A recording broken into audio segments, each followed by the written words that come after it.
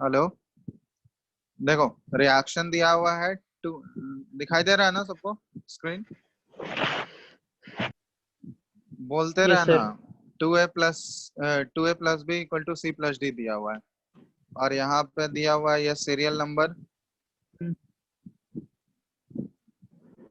तो ये तो जस्ट कंपेयर करना, ये तो पता ही था, ए बी, और यहाँ पे इनिशियल रेट दिया हुआ है, बस इसमें देख के तुमको डिराइव करना है। ये पहला वाला है, इस समय ए का 0.1 है, बी का भी 0.1 है, उस समय रेट है 7.5 इंटू 10⁻³ तो इसमें तो कुछ करना ही नहीं यार, इसमें तो देख के भी पता चल जाएगा। 9.0 इंटू 10⁻²। थर्ड में दिया हुआ है 0.3, 0.4, 3.6 इंटू 10⁻⁻1, पावर भी देखते रहना। और फोर्थ है 0.4 और 0.1 और 3.0 इंटू 10⁻²। अब देखो तो, जैसे मैं बताया था, ए और बी के रेस्पेक्ट में तुमको ऑर्डर डिराइव करना है, रेट लॉ एक्सप्रेशन तुमको लिखना है। तो हम लोग rate law expression, rate is equal to लिखेंगे के इंटू कंसेंट्रेशन ऑफ ए पे पावर एक्स और बी पे पावर कुछ वाई।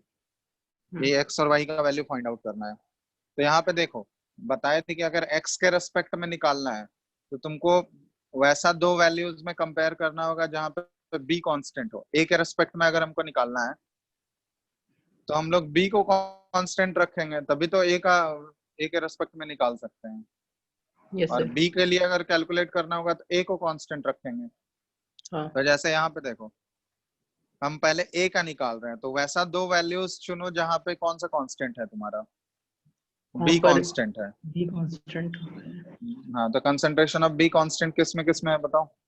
1 और 4 में। पहला और, हाँ, तो 1 और 4 में देखोगे बी कांस्टेंट है। ए को कितना टाइम्स कर रहे हैं हम लोग? ए के ए वहाँ पर कंसंट्रेशन को 4 कितने टाइम हो टाइम्स रहा चेंज? है। 4 टाइम्स हो रहा है। तो 4 टाइम्स होने से रेट पे देखो तो कितना फर्क पड़ा, रेट कितना टाइम्स हो गया? कुछ पता चल रहा है रेट रेट कितने टाइम्स? 7.5/3 ज़्यादा है। हाँ, उसको डिवाइड करना। पावर भी देखो ना, पावर पावर से भी कंपेयर करते हैं, डिवाइड करके देखो यस सर। रेट कितने टाइम्स हो रहा है।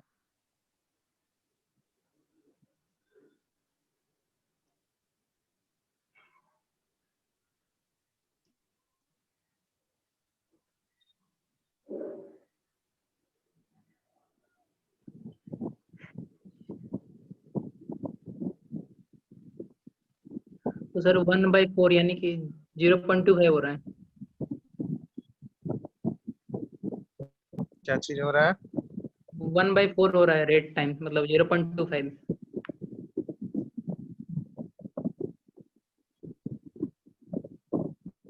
1/4 टाइम्स हो गया? 4 टाइम्स हुआ ना।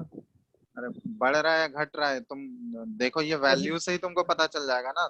बढ़ रहा है सर। अरे, यहाँ साफ साफ दिख रहा है कि 7.5 इंटू 10⁻³ इसको 4 से तो मल्टीप्लाई करो, हाँ, बताओ तो वैल्यू क्या आएगा? सर वही आएगा 3 3 इंटू पॉइंट 10⁻²। 3 इंटू 10⁻² आएगा, यही आएगा ना? जैसे 4 टाइम्स हो।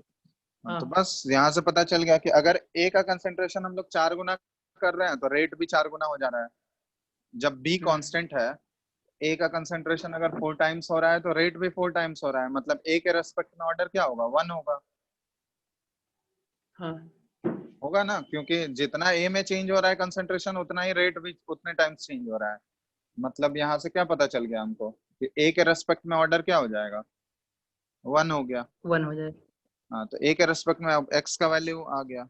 अब दूसरा बी के रेस्पेक्ट में निकालना है, तो बी के रेस्पेक्ट में निकालने के लिए क्या करोगे, वैसा दो वैल्यूज चुनो जहाँ पे एक्स कांस्टेंट, ए कांस्टेंट हो। ए कांस्टेंट है। तो सेकंड और थर्ड, ये दोनों को देखो, इसमें ए कांस्टेंट है हाँ, ना?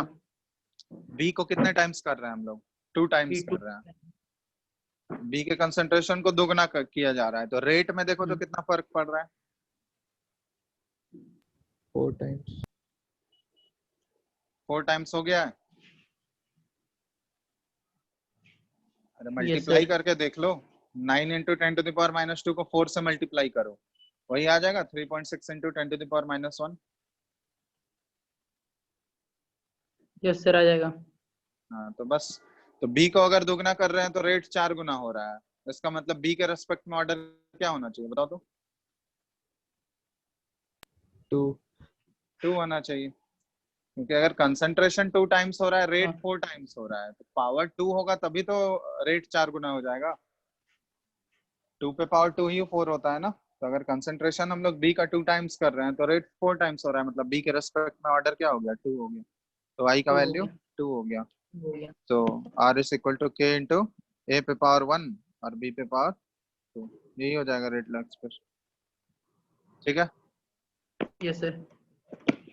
तो ये सब आसान क्वेश्चन है, ये सब क्यों पूछते हो? ये सब खुद से कर सकते हो तो बताइए। और कोई डाउट है क्या? आरएनएस इक्वेशन का क्वेश्चन सब किए तुम लोग? बन रहा था ना क्वेश्चन वो सब? हेलो हेलो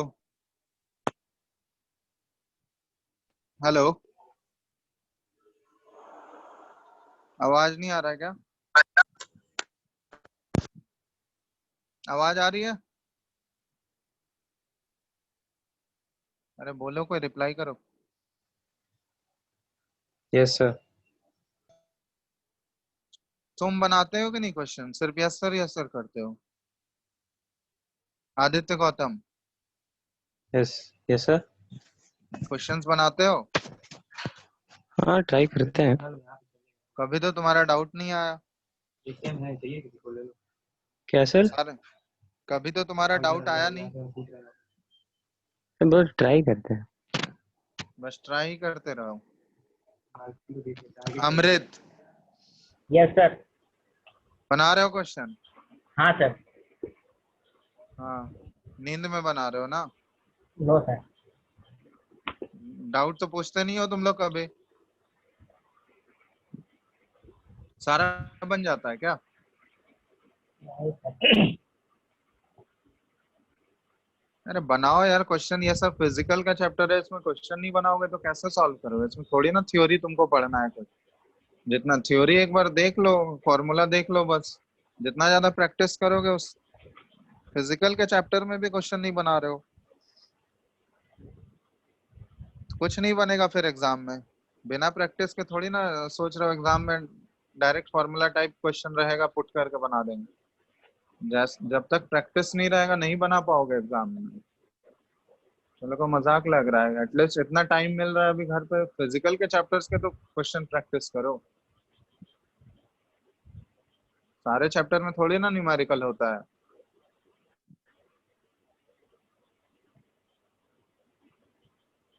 सब तो आसान सब चैप्टर है, इसमें कुछ ज्यादा है भी नहीं डिफिकल्ट।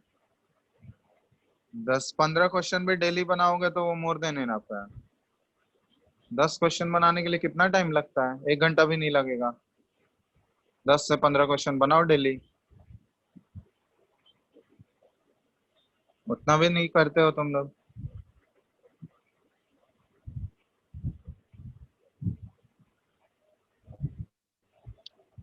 चलो ठीक है, आर्हेनियस इक्वेशन हम लोग नेक्स्ट क्लास में, सॉरी लास्ट क्लास में कंप्लीट कर लिए थे।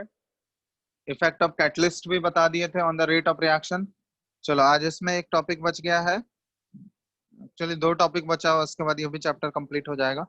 तो वही एक क्वेश्चन जो पूछे थे, मैकेनिज्म, किसी भी रिएक्शन का मैकेनिज्म हम लोग कैसे निकालते हैं, मैकेनिज्म ऑफ ए रिएक्शन। ठीक है, तो हेडिंग डाल लो, मैकेनिज्म ऑफ ए रिएक्शन। कि तुमको 2-4 इक्वेशन दिया रहेगा और उसके तुमको मैकेनिज्म डिराइव करना है। तो मैकेनिज्म एक्चुअली क्या है, यहाँ पे हम लोग क्या करेंगे, डिराइव करेंगे, deriving the rate law expression. Rate law expression हमको डिराइव करना होगा अगर मैकेनिज्म इक्वेशन का दिया हुआ है तो। इफ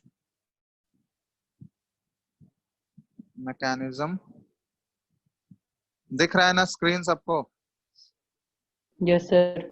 ठीक है, deriving the rate law expression if mechanism of the reaction is given. ठीक है,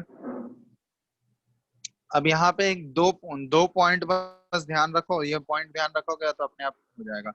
पहला चीज है कि रेट ऑफ रिएक्शन जो है, किसी भी रिएक्शन का रेट, अगर कोई भी रिएक्शन एक से ज्यादा स्टेप्स में हो रहे होंगे, बहुत सारे रिएक्शन है वो डायरेक्टली एक स्टेप में नहीं होता है, वो एक से ज्यादा स्टेप्स में होते हैं। तो अगर मान लो कोई भी रिएक्शन दिया हुआ है तुमको एक से ज्यादा स्टेप्स में, तो हर एक स्टेप का तो ऑर्डर अलग अलग होगा ना, हर एक स्टेप का ऑर्डर अलग होगा, हर एक स्टेप का रेट भी अलग होगा। सारे रिएक्शन क्या एक ही रेट पे होंगे क्या? सारे रिएक्शंस सारे स्टेप्स अगर होंगे तो सेम ही रेट से हो रहा होगा क्या? No sir. सर आवाज सही से नहीं आ रहा।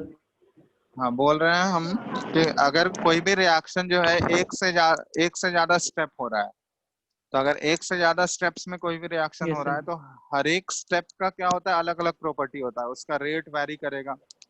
जरूरी नहीं है कि सारा स्टेप जो है उसमें सेम ही रेट पे हो, उसका रेट अलग अलग होता है, उसका ऑर्डर भी अलग अलग होता है। तो उस केस में हम लोग रेट लॉ एक्सप्रेशन कैसे डिराइव करेंगे वो बताया जा रहा है। तो पहला चीज इसमें पॉइंट ध्यान रखना कि rate of reaction is determined by the slowest step of the reaction. तुमको वो रिएक्शन का तुमको सबसे स्लो स्टेप कौन सा है वो पता होना चाहिए, और वो क्वेश्चन में तुमको दिया रहेगा। ठीक है, तो यहाँ पे ध्यान रखना कि रेट ऑफ रिएक्शन हमेशा किसी भी रिएक्शन पे अगर वो एक से ज्यादा स्टेप्स में हो रहा है तो हमेशा किससे डिटरमाइन होता है रेट ऑफ रिएक्शन? जो उस रिएक्शन का सबसे स्लोएस्ट स्लोएस्ट स्टेप। स्टेप। हाँ, तो जो सबसे स्लोएस्ट स्टेप होगा उसी से रेट लॉ एक्सप्रेशन डिराइव होगा। ठीक है, दूसरा चीज, ये फर्स्ट पॉइंट हो गया। इसमें सेकंड पॉइंट होता है कि रेट लॉ एक्सप्रेशन जो होता है does not include the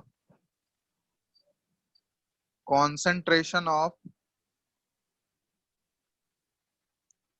transition state और इंटरमीडिएट। बात समझ में आया?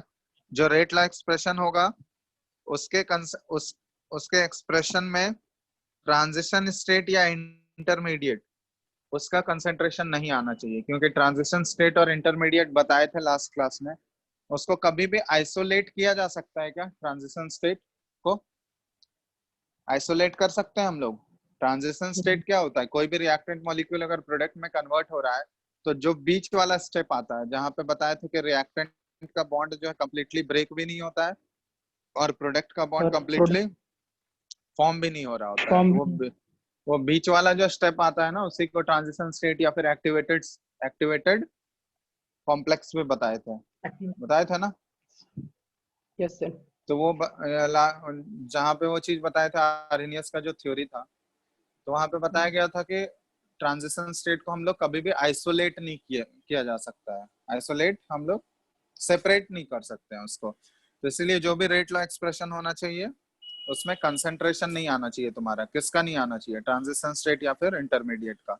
और दूसरा चीज, रेट लॉ एक्सप्रेशन जो है हमेशा स्लोएस्ट स्टेप से डिटरमाइन होगा। एक क्वेश्चन इतना नोट करो, क्वेश्चन के थ्रू हम लोग देखते हैं। इसमें एक एग्जांपल लेते हैं। ठीक है, जैसे एक इक्वेशन दिया हुआ है हमको कि 2H2 gas plus 2NO gas ये फॉर्म कर रहा है N2 गैस और प्लस 2H2 गैस।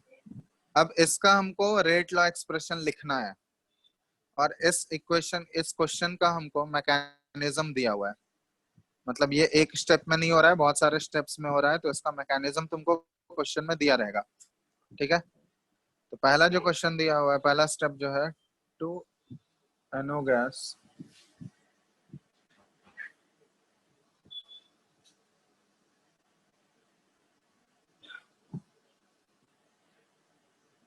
ये फास्ट है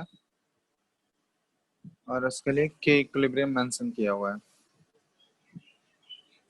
दूसरा स्टेप है ये H2 gas plus N2O2 gas, ये स्टेप स्लो है, ये बनाएगा N2O गैस और प्लस H2O गैस।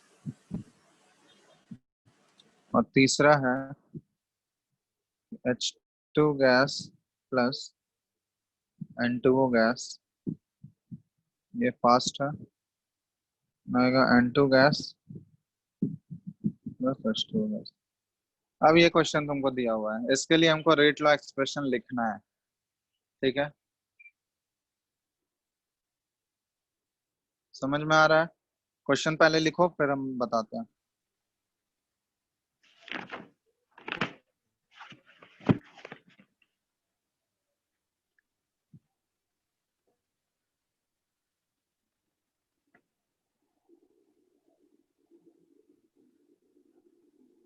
सर बोलो।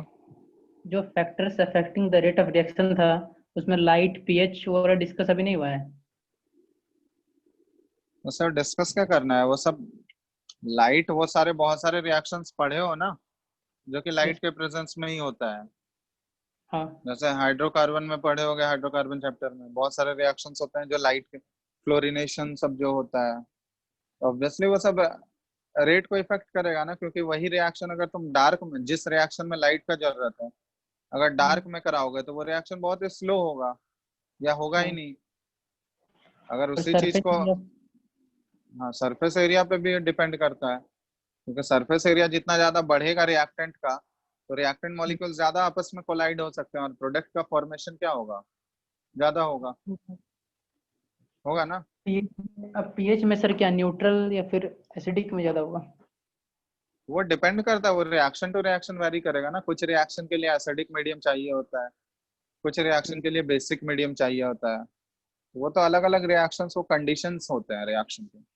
कुछ होता है यस कि सर। एसिडिक मीडियम कर देंगे तो रिएक्शन फास्ट हो जाता है, वो डिपेंड करता है। वो हम लोग देखेंगे सरफेस केमिस्ट्री में, वैसा रिएक्शंस का एग्जांपल मिल जाएगा तुमको। Okay sir. हमारे हमारे बॉडी में जितना भी रिएक्शंस होता है, जैसा डाइजेस्टिव सिस्टम में जो भी रिएक्शंस हो रहा होता है, वो एसिडिक मीडियम में होता है या बेसिक मीडियम में, बताओ तो। एसिडिक में भी एसिडिक मीडियम में, क्योंकि वहां पे हाइड्रोक्लोरिक एसिड प्रोड्यूस होता है, हमारा हाँ। स्टोमक प्रोड्यूस करता है ना हाइड्रोक्लोरिक एसिड। Yes sir. तो अगर एसिडिक मीडियम नहीं होगा तो वो सारे रिएक्शंस होंगे क्या? नहीं हो पाएंगे। नहीं होंगे। तो वही है कि वहां पे पीएच क्या होगा तुम्हारा, 7 से कम होगा, ऑब्वियसली हाइड्रोक्लोरिक एसिड है। तो यस वो रिएक्शंस टू रिएक्शन वेरी करता है वो, तो जिस रिएक्शन को जैसा कंडीशन चाहिए वो उस पर डिपेंड करेगा।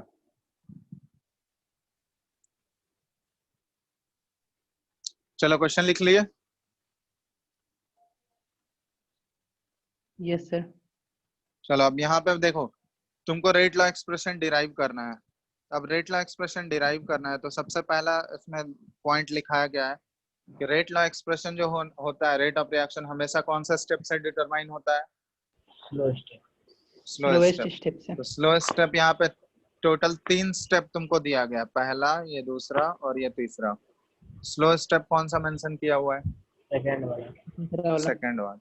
वो तुमको क्वेश्चन में दिया रहेगा, मेंशन किया हुआ रहेगा कौन सा स्लो स्टेप, क्योंकि हम लोग देख के थोड़ी ना बता सकते हैं कोई भी रिएक्शन कौन सा फास्ट हो रहा है या स्लो हो रहा है। बता सकते हैं क्या देख के? Yes sir. ये सारा एक्सपेरिमेंटली होता है, ठीक है। तो ये तुमको दिया रहेगा क्वेश्चन में। अब दिया हुआ है तो अब रेट लॉ एक्सप्रेशन हमको इसी से लिखना है, स्लो स्टेप से। तो अब रेट लॉ एक्सप्रेशन अगर हम लोग लिखेंगे, आर इज इक्वल टू, ठीक है, आर इज इक्वल टू के इंटू H2 और यहाँ पे N2O2, और दोनों का कोफिशिएंट यहाँ पे क्या है, 1 1 है ना। कोफिशिएंट क्या चीज? 1 1 क्यों लिखे सर? दोनों का यहाँ पे कोफिशिएंट क्या है, इसमें H2 का कोफिशिएंट 1 है और N2 का कोफिशिएंट 1 है। तो मैकेनिज्म में यहाँ ध्यान रखना, जब भी मैकेनिज्म हम लोग डिराइव कर रहे हैं तो उस समय जो भी कोफिशिएंट दिया रहेगा उसी का पावर हम लोग बना लेंगे, ठीक है। तो यहाँ पे देखो, रेट ऑफ रिएक्शन हमेशा कौन सा स्टेप से डिटरमाइन होगा? स्लो स्टेप से। तो स्लो स्टेप के अकॉर्डिंग हमारा सेकंड स्टेप स्लो था, तो उसके अकॉर्डिंग रेट लॉ एक्सप्रेशन क्या आ गया, आर इज इक्वल टू के इनटू कंसंट्रेशन ऑफ H2 पे पावर 1 और N2O2 पे पावर 1। अब दूसरा पॉइंट क्या है, रेट लॉ एक्सप्रेशन में जो है इंटरमीडिएट का कंसंट्रेशन नहीं आना चाहिए, इंटरमीडिएट का कंसंट्रेशन नहीं आना चाहिए। तो अब यहाँ पे देखो, H2 इंटरमीडिएट है क्या? हमारा जो मेन रिएक्शन है ये वाला है। अब मेन रिएक्शन तो हमारा ये है, इसके लिए हमको लिखना है। अब मेन रिएक्शन में तो रिएक्टेंट में H2 तो है ही, है ना। लेकिन वहां पे रिएक्टेंट में N2O2 है क्या मेन रिएक्शन में? No sir. नहीं है। नो तो ये N2O2 क्या है यहाँ पे? इंटरमीडिएट है। अब इसको हमको रिप्लेस करना होगा, किसके टर्म में लाना होगा हमको? रिएक्टेंट के टर्म में हाँ, तो रिएक्टेंट हमारा कौन सा था? एक H2 है और दूसरा NO NO है। है। तो H2 तो ऑलरेडी इसके एक्सप्रेशन में आ ही रहा है, बट NO नहीं आ रहा है। तब ये N2O2 को हमको चेंज करना है, उसको कन्वर्ट करके किस फॉर्म में लाना है हमको? NO के फॉर्म में लाना है, ठीक है। तब NO के फॉर्म में लाने के लिए हम लोग कौन सा स्टेप से हम लोग हेल्प ले सकते हैं, बताओ तो। First step. पहले वाले पहला स्टेप से, क्योंकि पहला वाला स्टेप देखो तुमको रिवर्सिबल दिया हुआ है, दिया हुआ है ना। रिएक्शन अगर रिवर्सिबल है तो उसके लिए हम लोग इक्विलिब्रियम कांस्टेंट KQ डिफाइन कर सकते हैं। इक्विलिब्रियम कांस्टेंट डिफाइन कर सकते हैं ना उसके लिए। तो इक्विलिब्रियम कांस्टेंट क्या आ जाएगा बताओ? कंसंट्रेशन ऑफ प्रोडक्ट आता है और raise to power their coefficient by concentration of reactant पे पावर उसका कोफिशिएंट। यही हो जाएगा कोएफिशिएंट 2। NO का कंसंट्रेशन और उस पे पावर क्या आ जाएगा? 2 आ जाएगा, क्योंकि उसका कोफिशिएंट 2 है वहां। ऐसे ही लिखते हैं ना इक्विलिब्रियम कांस्टेंट। इसमें किसी को डाउट? ये हमको डाउट है सर। क्या डाउट है बताओ? ये इक्विलिब्रियम वाला फर्स्ट वाला से लिख रहे हैं ना? हाँ, तो उसमें N2O2 कहाँ है? उसमें तो N2O है। क्या देख रहे हो यार तुम? पहला वाला स्टेप देखो ना। हाँ, मेरे में तो N2O लिखा है। देखिए तो सर N2O लिखे हैं आप। बताओ यार इसको क्या लिखे हैं? N2O2 लिखा हुआ है प्रोडक्ट में। फर्स्ट स्टेप देखो, मैकेनिज्म का जो पहला वाला स्टेप है, हाँ सर जो N2O2। फास्ट, अरे यार, तुमको दिख नहीं नहीं रहा है? अभी हम लिखे, हम तभी N2O लिखे हुए थे, इसलिए हमको डाउट हो गया। तो स्क्रीन भी नहीं दिख रहा है।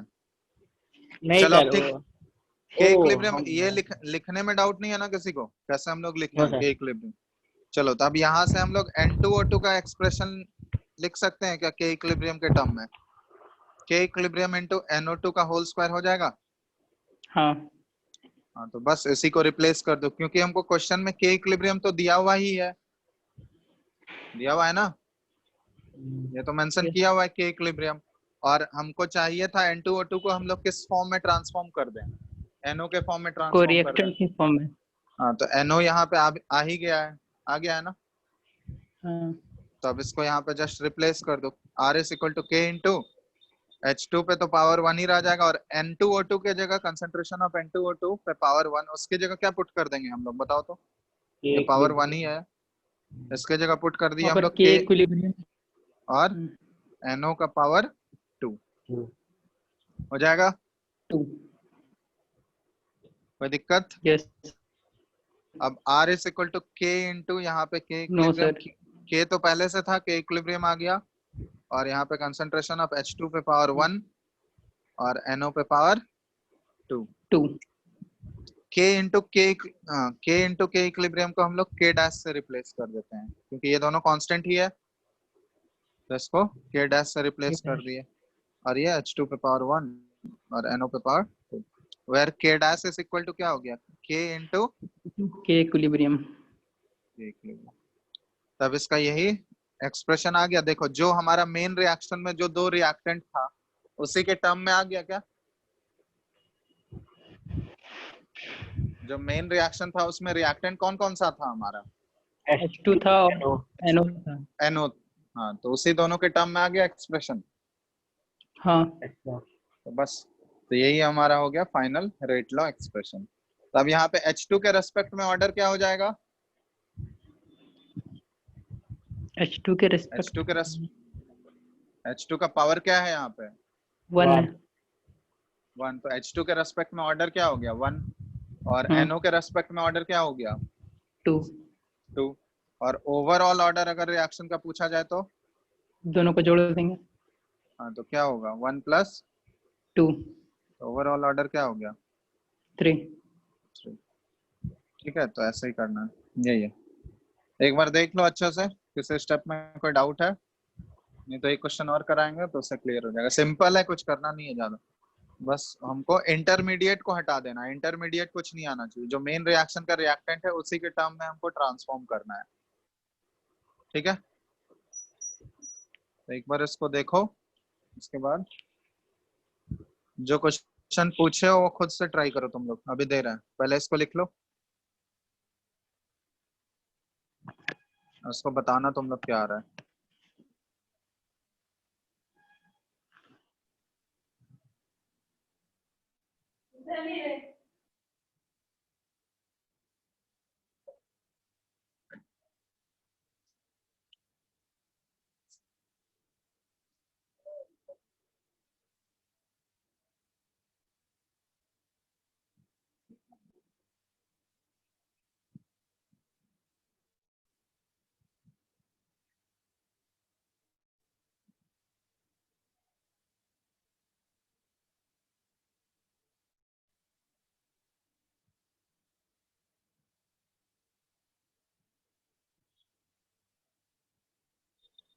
सर लिखना हो गया है? कोई डाउट है इसमें? No sir. देखो जल्दी, नहीं तो दूसरा क्वेश्चन देंगे।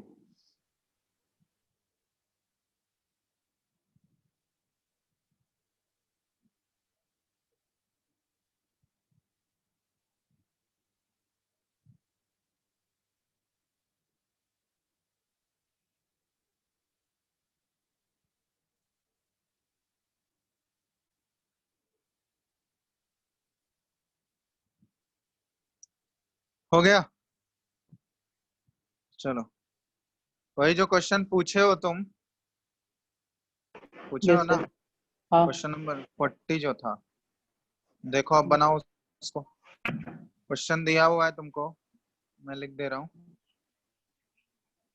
कि फॉलोइंग मैकेनिज्म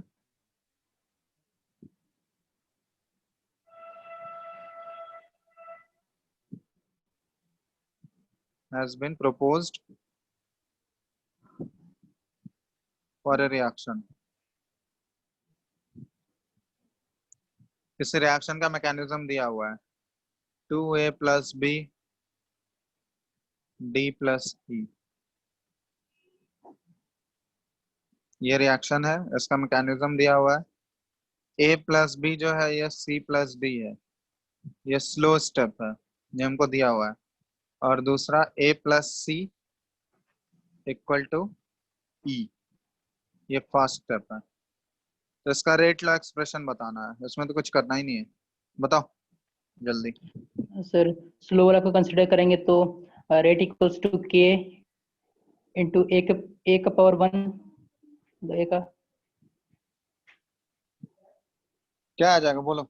इसका तो दो ही स्टेप है, पहला स्टेप ये है और दूसरा स्टेप ये है। ठीक है, हाँ अब इसमें देखो रिएक्टेंट हमारा ए और बी है, ये रिएक्शन है ना, यस तो सर। मतलब जो भी हमारा एक्सप्रेशन आना चाहिए रेट लॉ का वो ए और बी के टर्म में ही आना चाहिए, हाँ और कुछ नहीं आना चाहिए उसमें। हम्म, और बताया गया है कि रेट लॉ एक्सप्रेशन हमेशा स्लो स्टेप से लिखते हैं, तो ए फर्स्ट और सेकंड में स्लो स्टेप कौन सा है? फर्स्ट वाला। पहला वाला। तो इसके रेस्पेक्ट में आर इज इक्वल टू क्या आ जाएगा? के इंटू ए पे पावर क्या देंगे?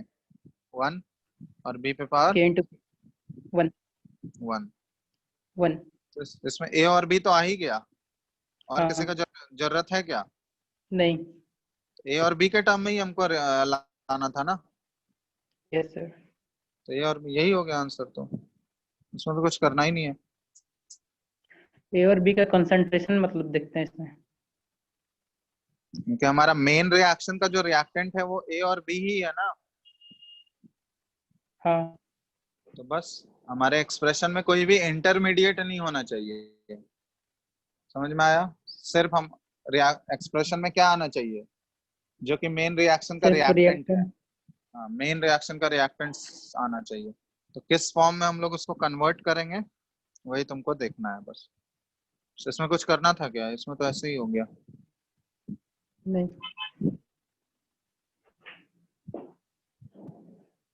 चलो और भी क्वेश्चन दे रहे हैं, देख लो। इसमें किसी को डाउट नहीं है ना? हेलो, जी सर डाउट तो नहीं है। डाउट है तो बोल दो, हाँ सर। नहीं है डाउट। चलो नेक्स्ट क्वेश्चन दे रहे हैं।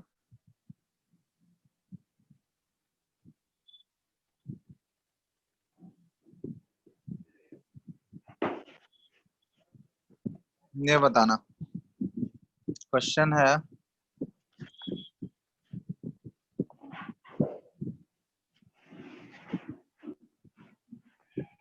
द फॉलोइंग मैकेनिज्म, लिखते जाओ साथ में।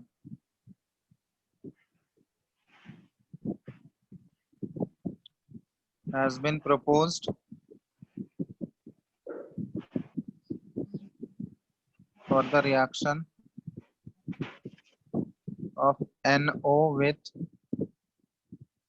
Br2 to form NOBr।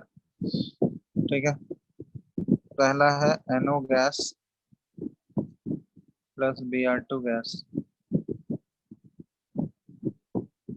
NOBr2 बन रहा है पहले।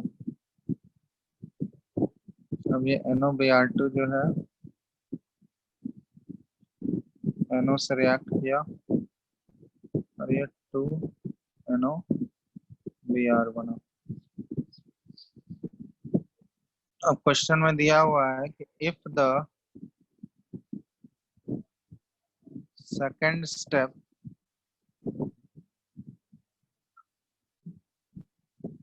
is the rate determining step,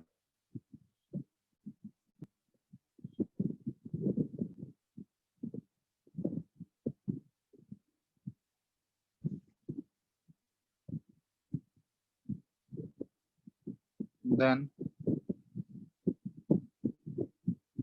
the order of reaction with respect to NO gas will be। चलो बताओ जल्दी इसको, चार ऑप्शन है, A1 A, ऑप्शन B है 0, ऑप्शन C है 3 एंड ऑप्शन D is 2। ठीक है, सिंपल क्वेश्चन है, बनाओ।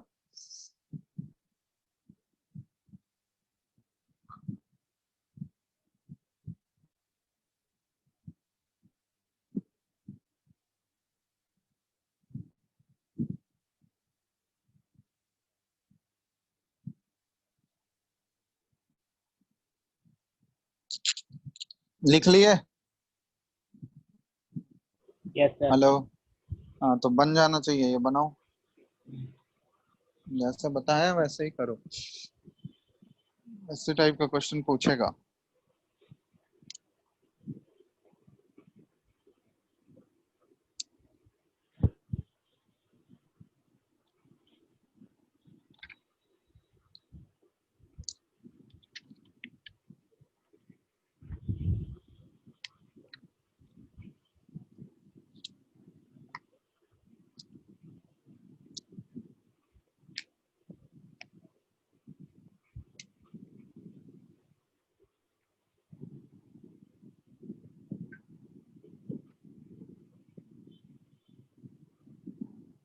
वन होगा सर। मैं ढंग से बना लो, कुछ भी ऐसे ही मत बको। नहीं सर। ये एक बार में ट्राई करो आंसर सही आने का। सर 2 होगा। हाँ 2 होगा, आंसर 2 है। किसका किसका आ रहा है बताओ। सर आ गया 2। आ गया, हाँ। सुन के बोल दिए नहीं सर सुन के नहीं बोला है, तो।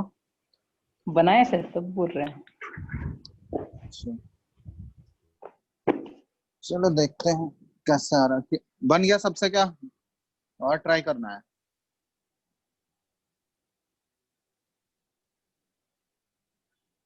बोलो बताएं।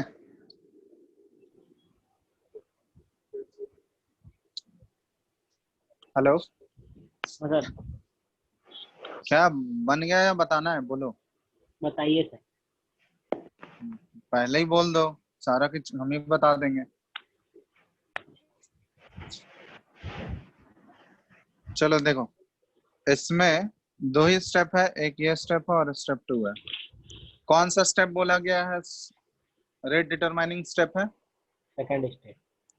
तो मतलब रेट ला एक्सप्रेशन जो होगा वो किसके अकॉर्डिंग चलेगा? सेकंड। सेकंड के अकॉर्डिंग ही होना चाहिए।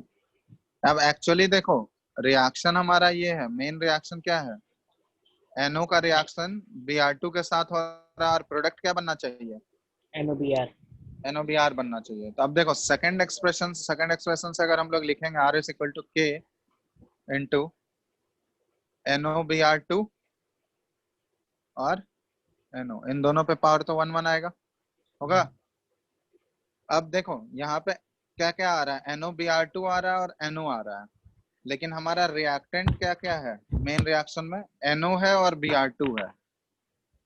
तो NO तो इसमें इन्वॉल्व हो रहा है, बट Br2 आ रहा है क्या? No sir. नहीं आ रहा है, क्योंकि NOBr2 तो हमको चाहिए नहीं, ये तो हमारा रिएक्टेंट है नहीं, नहीं है ना। ये तो एक इंटरमीडिएट है, और किसी भी रेट लॉ एक्सप्रेशन में इंटरमीडिएट आना चाहिए क्या? No sir. तो उसको हमेशा हम लोग किस फॉर्म में कन्वर्ट करेंगे? जिस फॉर्म में हमारा मेन रिएक्टेंट आ जाए। तो मेन रिएक्टेंट NO तो आ चुका है, और Br2 लाने के लिए हम लोग कौन सा एक्सप्रेशन यूज कर सकते हैं बताओ? फर्स्ट वाला। पहला वाला। ये पहला वाला रिवर्सिबल इक्वेशन है। रिवर्सिबल इक्वेशन है, इसका मतलब यहाँ पे हम लोग के इक्विलिब्रियम डिफाइन कर सकते हैं क्या? हाँ सर। अपने मन से लिख लो, अगर नहीं भी दिया हुआ है तो उसको एज्यूम कर लेना के इक्विलिब्रियम में, क्योंकि ये रिवर्सिबल इक्वेशन है। तो उसके लिए के इक्विलिब्रियम क्या आ जाएगा बताओ तो? कंसंट्रेशन ऑफ NOBr2 पे power 1 by concentration of NO पे पावर 1 और कंसंट्रेशन ऑफ Br2 पे पावर 1, यही होगा। या ये भी लिखने में दिक्कत है? No sir. चलो ये हो गया। अब यहाँ पे हम लोग NOBr2 को ही रिप्लेस करना है ना हमको। तो NOBr2 का कंसंट्रेशन NOBr2 के पावर 1, इसको हम लोग क्या लिख सकते हैं? K इक्विलिब्रियम इनटू NO पे पावर 1 और Br2 पे पावर 1, ये लिख सकते हैं। तो बस रिप्लेस कर दो वहां पे। R is equal to K और NOBr2 के जगह हम लोग क्या पुट कर देंगे? यही K इक्विलिब्रियम इनटू NO पे पावर 1 और Br2 पे पावर 1, और पहले से वहां पे NO पे पावर 1 था। तब देखो तो क्या आ गया? K इंटू K इक्विलिब्रियम को मान लेते हैं K डैश, ठीक है। और ये NO पे पावर 1 और NO पे पावर 1, ये दोनों मिलके क्या हो गया? NO पे पावर 2 और Br2 पे पावर 1। तो आ गया। देखो हमारा जो मेन रिएक्शन में रिएक्टेंट था NO और Br2 के रेस्पेक्ट में ही था, तो इन्हीं दोनों के रेस्पेक्ट में आ गया। Where K dash is equal to क्या आ गया? K into K। तो यही अगर हमारा क्वेश्चन में पूछा गया, क्या पूछा गया? NO2 के रेस्पेक्ट में what will be the order? तो NO2 के रेस्पेक्ट में ऑर्डर क्या आ रहा है? 2। देखो 2। मेरा भी इतना हो गया था सर, बस हम जोड़े नहीं। सॉरी, NO के रेस्पेक्ट में पूछा गया ना, विद रेस्पेक्ट टू NO। तो 2 होगा। तो NO के रेस्पेक्ट में आंसर क्या आ गया? 2। अगर तुमसे ओवरऑल ऑर्डर पूछा जाता पूरे रिएक्शन का तो क्या होता? 3। 3। समझ में? ओवरऑल अगर पूछा जाता तो 2 + 1 = 3 करना पड़ता। यहाँ NO के रेस्पेक्ट में पूछा गया था तो 2। अगर Br2 के रेस्पेक्ट में पूछता तो 1। 1। ठीक है, तो ऐसे टाइप का क्वेश्चन मिलेगा इसमें, देख लो बन जाएगा ना क्वेश्चंस। किसी को भी डाउट है तो पूछो।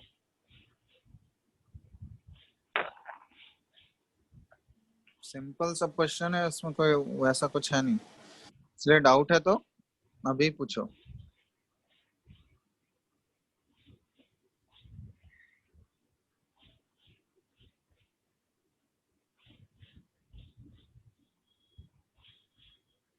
है किसी को भी doubt?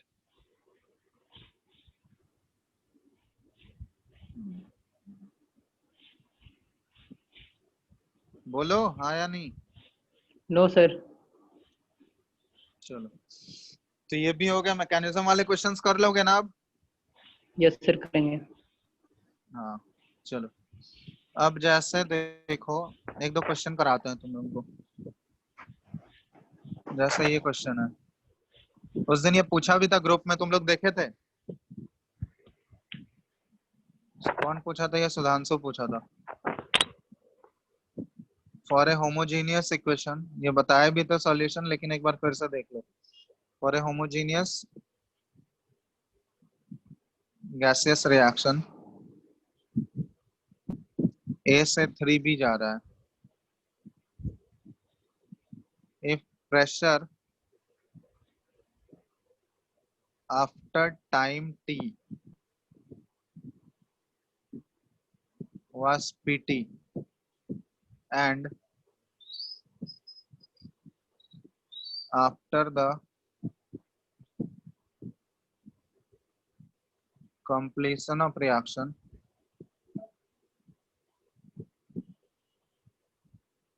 pressure was P infinity, then select the correct relation। ठीक है, अब इसमें 4 ऑप्शन दिया हुआ था। k equal to 1/t ln P infinity by 3 into P infinity minus Pt। Second है k equal to 1/t ln 2P infinity by 3P infinity minus Pt equal to 1/t ln 3P infinity by 2P infinity minus Pt।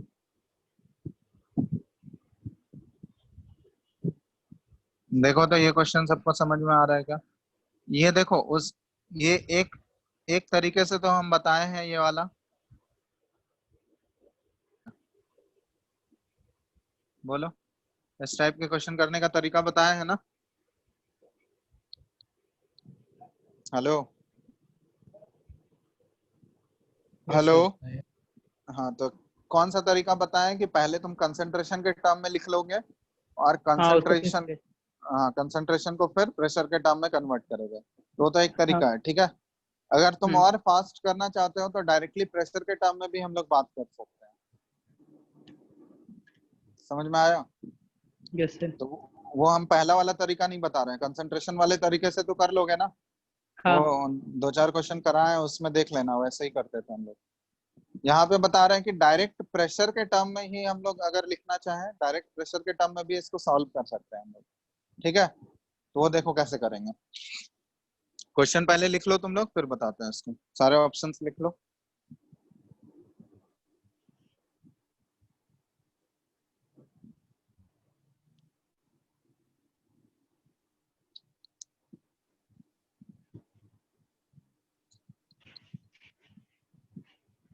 अमृत, अमृत हाँ sir. क्या तुम hello. सो रहे हो क्या? नहीं sir, मैंने आपका आवाज सुना दिया, मैंने म्यूट करके रखे थे, तो एक बार बोले तो फिर हम म्यूट किए। तो तुम ये कंसंट्रेशन वाले तरीके से बना लोगे ये क्वेश्चन? हाँ बना तो लेंगे। बना लोगे? तो क्लास किए नहीं हो?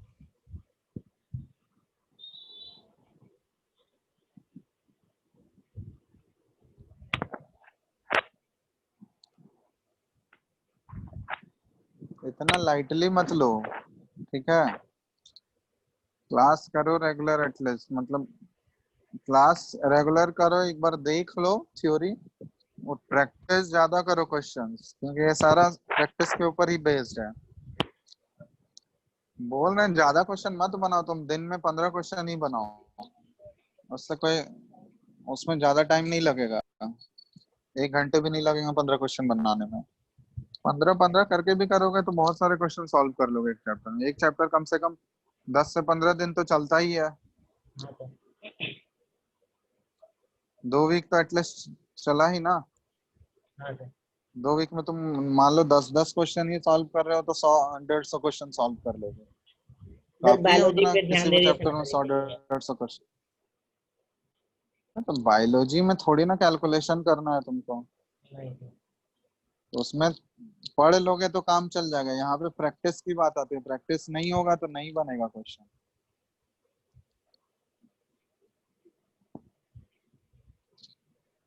चलो देखो, लिख लिए सारे लोग क्वेश्चन? Yes sir.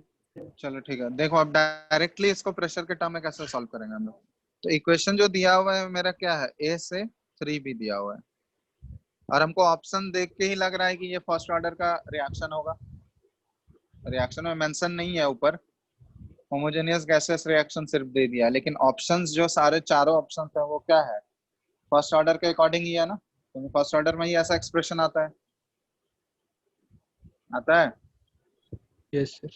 तो हमको कौन सा ऑर्डर मान के करना है सॉल्व, फर्स्ट ऑर्डर ही मान के करना है। चलो अब यहाँ पे देखो, कंसंट्रेशन यहाँ पे नहीं ले रहे हैं, डायरेक्टली प्रेशर के टर्म में हम लोग बात कर रहे हैं, क्योंकि ये दोनों ए और बी हमको दिया हुआ है क्या है, होमोजेनियस गैसियस रिएक्शन है।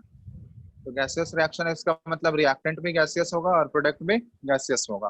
ठीक है, तो डायरेक्टली हम लोग प्रेशर के टर्म में बात कर सकते हैं, ये भी गैस है और ये भी गैस है। तो एट टी इक्वल टू 0, ठीक है, जब रिएक्शन बिल्कुल स्टार्ट नहीं हुआ है, तो उस समय ए का प्रेशर, हम लोग डायरेक्ट प्रेशर के टर्म में बात कर रहे हैं, तो ए का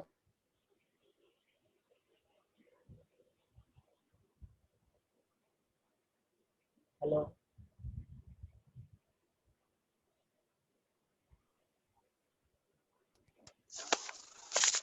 आवाज चला गया क्या? सर आवाज नहीं हेलो आ रहा है।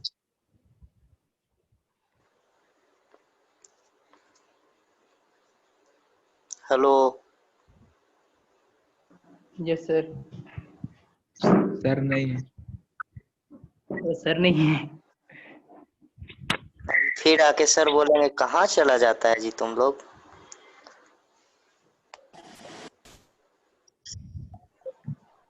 Hello, yes sir. Yes sir. अरे कहाँ भाग जाते हो तुम लोग। आप ही भाग गए थे सर। हम लोग कहाँ भागे थे सर।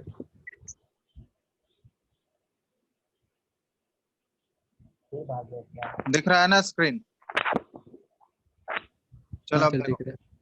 अब क्वेश्चन में ये बता रहे थे, क्वेश्चन में कहीं भी पी नॉट मेंशन किया हुआ है क्या? नहीं। देखो क्वेश्चन किस फॉर्म में हमको दिया हुआ है, पीटी और पी इंफिनिटी के टर्म में दिया हुआ है। पी नॉट तो कहीं पे नहीं दिख रहा है, ऑप्शंस में भी कहीं पी नॉट नहीं दिख रहा है। तो ये पी नॉट जो हम लोग एज्यूम किए हैं, ये खुद से एज्यूम किए हैं, ठीक है। आंसर हमको उसको रिप्लेस करके देना होगा। आंसर हमको पीटी और पी इंफिनिटी के टर्म में ही देना है, ठीक है। तो हम लोग ये एज्यूम किए हैं कि एट टी इक्वल टू 0, जब रिएक्शन स्टार्ट नहीं हुआ है, तो उस समय ए का प्रेशर, क्योंकि प्रेशर सिर्फ ए की ही वजह से होगा ना, उसमें तो बी बना होगा क्या, बी बना होगा उस समय टी इक्वल टू 0 पे, नहीं, तो उस समय नहीं बी का सर। प्रेशर क्या होगा, 0। 0 हाँ, अब कोई टी इक्वल टू टी पे मानते हैं, किसी टाइम टी पे मान लिए, तो इसका प्रेशर मान लेते हैं कुछ एक्स से कम हो गया, एक्स एटीएम से प्रेशर कुछ कम हो गया, ठीक है। तो बचेगा कितना, x P not minus x, क्योंकि इनिशियली अगर पी नॉट था, एक्स से अगर डिक्रीज हो गया, क्योंकि कुछ अमाउंट मान लो ए का बी में चला गया, ए अगर बी में जाएगा कुछ अमाउंट, तो उसका उसका प्रेशर भी तो कम होगा ना, ए की वजह से जो प्रेशर लग रहा होगा। तो मान लेते हैं ए की वजह से प्रेशर कम हो गया, एक्स कम हुआ, तो बचा कितना, पी नॉट माइनस एक्स, यही है पीटी, पीटी है पी नॉट माइनस एक्स। तो ये कितना बना होगा, ये बी की वजह से कितना प्रेशर डेवलप हुआ होगा बताओ तो। अगर इसकी वजह से एक्स कम होगा तो बी की वजह से कितना डेवलप होगा बताओ, बोलो। एक्स। अरे 3x होगा ना, 3x। हाँ गलती बोल दी सर, 3x देखियो है। 1 से 3 है, 1:3 हाँ का ये। रेशियो है, तो ये अगर x कम होगा तो b 3 गुना ज्यादा बढ़ेगा ना, हाँ। समझ में आ रहा है, तो ये 3x बनेगा।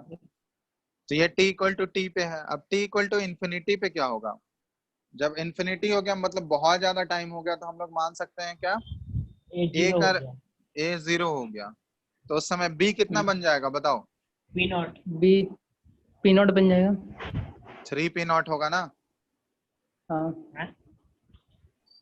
अरे यार 1 वो से तो पूरा 3 खत्म बनता हो है। गया ना। हाँ तो खत्म हो गया तो वो सारा किस में कन्वर्ट हो गया मेरा? तो सर सारा शुरू में 3 पी नॉट थोड़ा था, शुरू में तो पी नॉट था, वो सारा खत्म हो गया तो पी नॉट ही नहीं इधर बनेगा। क्यों पी नॉट रहेगा? ये क्योंकि 1 से 3 मोल बनता है, मोल से हाँ, कंपेयर करके देखो। तो ये अगर पी नॉट होगा तो वो 3 गुना ज्यादा बनेगा ना। समझ में आ रहा है? वो हम लोग स्टोइकियोमेट्रिक कोफिशिएंट से ही तो कंपेयर करते हैं। ये चीज तो तुम लोग उसमें भी किए होगे यार, केमिकल इक्विलिब्रियम में, उसी का तो पार्ट है ये। इसमें क्या डाउट है? ये जो डिग्री ऑफ डिसोसिएशन हम लोग यहाँ पे लिख रहे हैं, ये वन मोल के रेस्पेक्ट में लिखते हैं। मतलब x जो कम हो रहा होगा वो 1 के रेस्पेक्ट में, 1 मोल में x कंज्यूम होता है। यहाँ मोल के टर्म में जैसे डिस्कस करते थे, यहाँ पे 1 से 3 बन रहा है, 3 गुना ज्यादा होगा। तो प्रेशर अगर इसका पी नॉट था तो बी का प्रेशर कितना बढ़ेगा? 3 गुना ज्यादा बढ़ेगा। समझ में आ रहा है? ये सारा स्टोइकियोमेट्रिक कोफिशिएंट से ही कंपेयर करते हैं हम लोग। तो यहाँ तक कोई डाउट किसी को? तो t इक्वल टू इन्फिनिटी पे है, मतलब ये p इन्फिनिटी की बात कर रहे हैं हम लोग। तो p इन्फिनिटी पे बताना, p इन्फिनिटी पे a की वजह से तो कोई प्रेशर नहीं होगा, 0। a की वजह से तो प्रेशर 0 है। p इन्फिनिटी पे मेनली जो प्रेशर है वो किसकी वजह से है? b की वजह से है। तो p infinity equal to 3 p naught होगा, बताओ। हाँ सर। चलो अब देखो हम लोग यहाँ पे सारा रिलेशन निकालते हैं। पीटी देखो किसी टाइम टी पे ये पीटी क्या होता है? Total pressure. अब टोटल प्रेशर देखो, ए की वजह से भी उस समय प्रेशर लग रहा होगा और बी की वजह से भी प्रेशर लग रहा होगा। समझ में आ रहा है? हेलो? Yes sir. अब ए की वजह से भी प्रेशर लग रहा होगा और बी की वजह से भी प्रेशर लग रहा होगा। तो पीटी जो टोटल प्रेशर ये दिया हुआ है हमको, यहाँ जो पीटी दिया हुआ है ये प्रेशर आफ्टर टाइम टी, ये पीटी दिया हुआ है। पीटी मतलब क्या हुआ? ये टोटल प्रेशर की बात कर रहा है। तो टोटल प्रेशर अगर हम लोग निकालेंगे तो ए की वजह से प्रेशर देखो पीटी पे क्या है, एट टाइम टी पे ए की वजह से प्रेशर कितना है? पी नॉट माइनस एक्स है यस सर। और प्लस उसी समय बी की वजह से प्रेशर क्या है बताओ तो? 3x 3x है, तो प्लस 3x। तो यहाँ पे क्या आ गया आंसर बताओ? P not plus 2x। P not plus 2x। यहाँ पे x का वैल्यू हम लोग निकाल रहे हैं, x क्या आ जाएगा? PT minus P naught by 2। ठीक है। और हाँ एक और हम लोग यहाँ पे रिलेशन निकाल सकते हैं, कौन सा?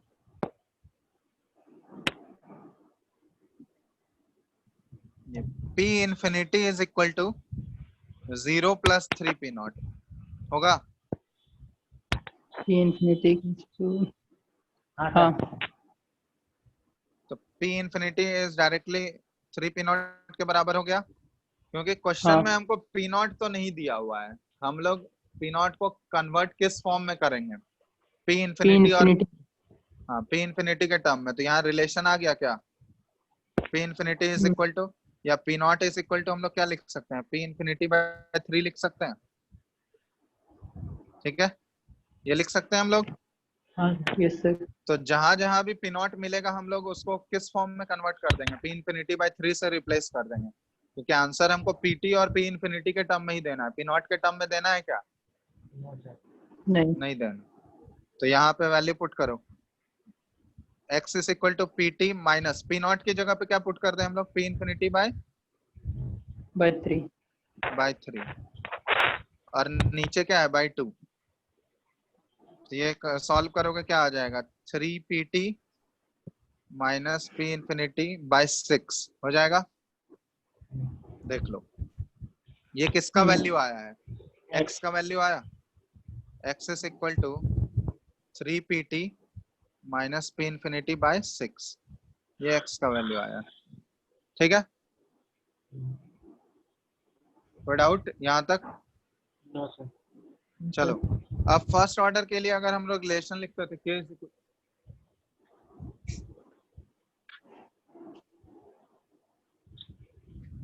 के इक्वल टू क्या लिखते थे बताओ 1 by वन बाई ln फिर c not ln by ct ct। ठीक है ये लिखते थे। Yes sir. तो c नॉट by ct यहाँ पे हम लोग कंसंट्रेशन के टर्म में बात कर रहे हैं, लेकिन यहाँ पे तो आंसर हम लोग ये जो सॉल्व कर रहे हैं डायरेक्ट प्रेशर के टर्म में। तो ये जो सी नॉट और सी टी लेते थे हम लोग यहाँ पे किसका लेते थे, रिएक्टेंट का लेते थे या प्रोडक्ट का लेते थे बताओ तो। रिएक्टेंट का। सिर्फ रिएक्टेंट का ही आता था ना, सी नॉट आता था हाँ। इनिशियल कंसंट्रेशन ऑफ रिएक्टेंट और सी टी आता था उस टाइम टी पे जो रिएक्टेंट का कंसंट्रेशन है वही लिखते थे। तो इसको हम लोग प्रेशर के टर्म में भी लिख सकते हैं directly, K is equal to 1 by T ln P naught by PT। अब यहाँ पे ध्यान रखना,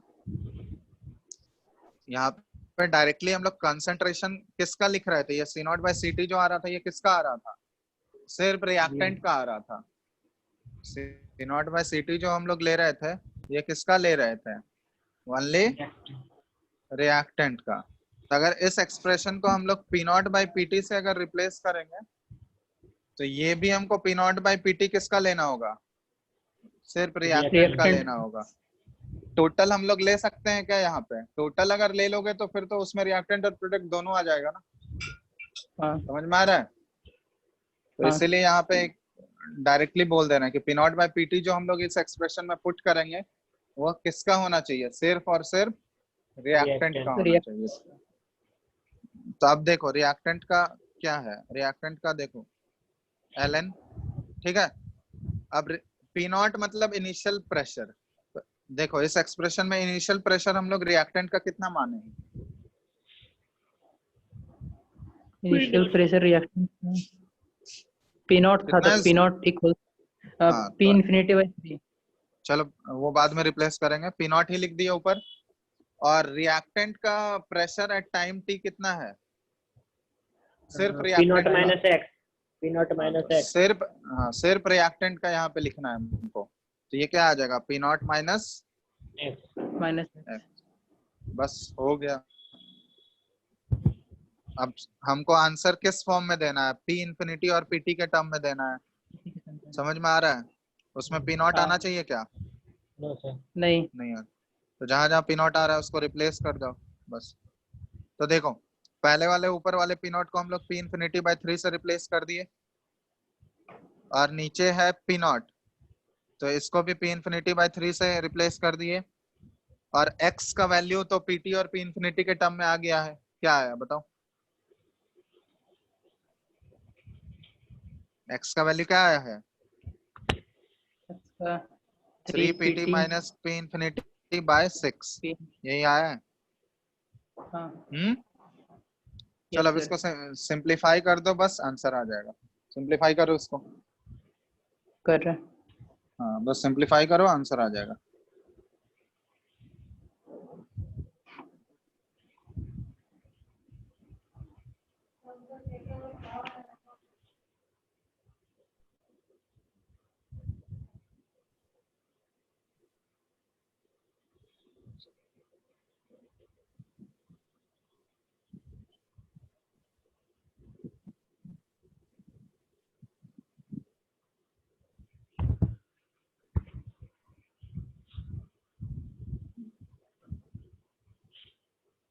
करो जल्दी सिंप्लीफाई और बताओ आंसर क्या आ रहा है।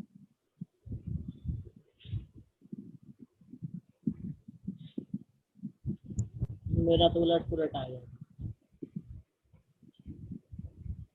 यार एक चीज ढंग से नहीं कर सकते हो, अब ये सब भी बताएं, लीनियर इक्वेशन सॉल्व करना।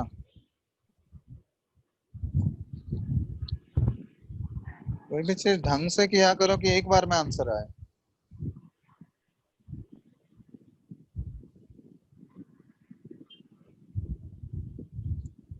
आ गया सर।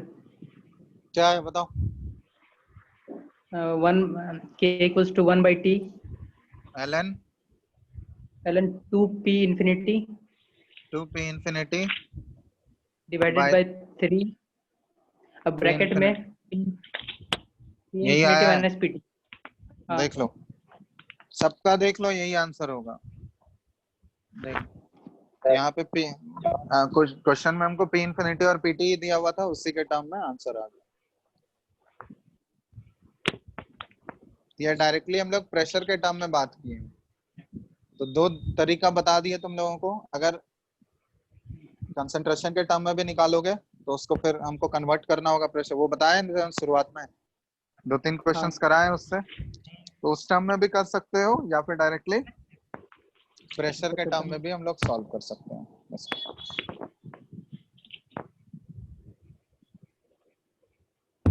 ठीक है,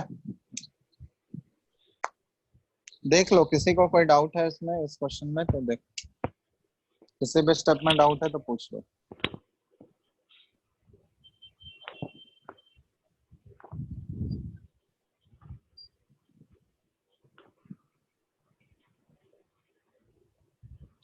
बस एक क्लास और लगेगा, बस वो रिएक्शन का ऑर्डर और मॉलिक्युलरिटी उसके बीच में डिफरेंस बताना है। ठीक है, नेक्स्ट क्लास में, ये कल है क्या क्लास? हाँ सर। हाँ, तो कल खत्म हो जाएगा ये चैप्टर। चैप्टर तुम लोग का खत्म होने वाला है, तुम लोग क्वेश्चन नहीं बनाए हो। खत्म करो यार, बुकलेट में कितने क्वेश्चन है? 100-150 क्वेश्चन होगा, उससे ज्यादा तो नहीं होगा। उससे ज्यादा है क्या? ये सर लगभग लगभग 200 के आसपास है। ठीक है, 50 क्वेश्चन ज्यादा है। तो 2 वीक से पूरा चैप्टर चल रहा है, अगर टॉपिक वाइज भी करते गए रहते तो अभी तक पूरा बुकलेट खत्म हो जाता। Yes sir. तुम लोग एक ही साथ सारा काम करते हो, मतलब जिस दिन जो चीज पढ़ाई होता है उतना क्यों नहीं करते हो? 10 क्वेश्चन तो उसी दिन सॉल्व कर सकते हो, 10 से 15 क्वेश्चन।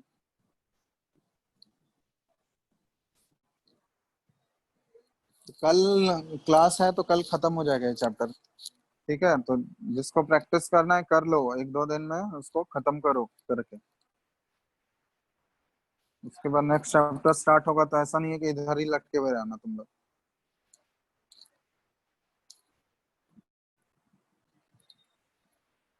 ठीक है, किसी को डाउट है इसमें? हेलो, नहीं है सर। चलो तो हो गया। अब बस वही बचा हुआ है, मोस्ट ऑफ द टॉपिक्स खत्म ही हो गया। ऑर्डर और मॉलिक्युलरिटी का डिफरेंस बचा हुआ है, वो कल देख लेंगे। और कल डाउट भी तुम लोग पूछ लेना, ठीक है?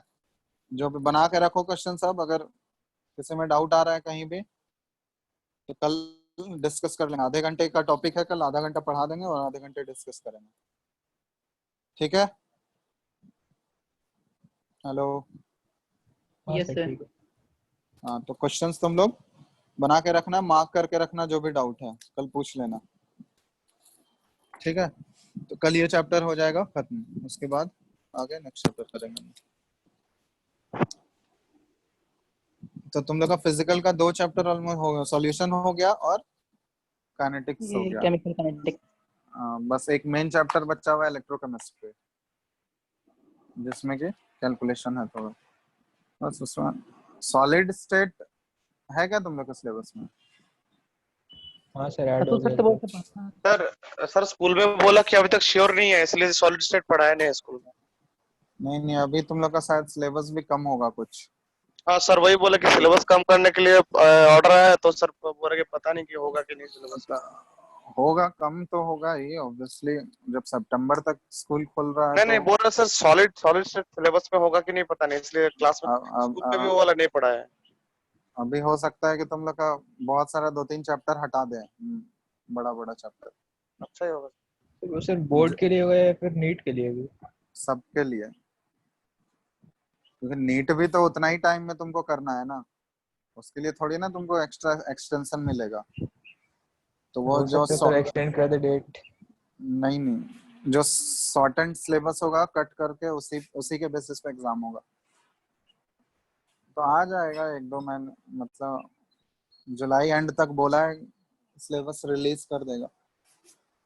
अब देखो क्या अगस्त के बाद होता है। स्कूल खुलेगा सर, सुन रहे हैं। अभी सुन ही रहे हो, वो कोई अभी थोड़ी ना वो फॉर्म है, और भी केसेस बढ़ेंगे तो सितंबर जाएंगे। सर आप बोले थे सर जुलाई को 1 को होगा, स्कूल खुलेगा। तो हम बोले तो अब क्या करें।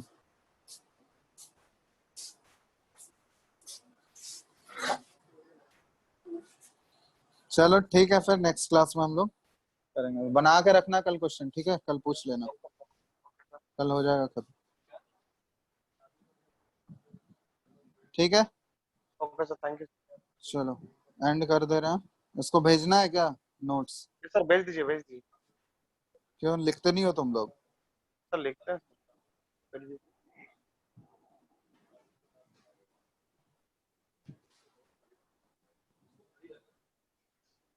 चलो ठीक है, एंड कर दे रहे हैं।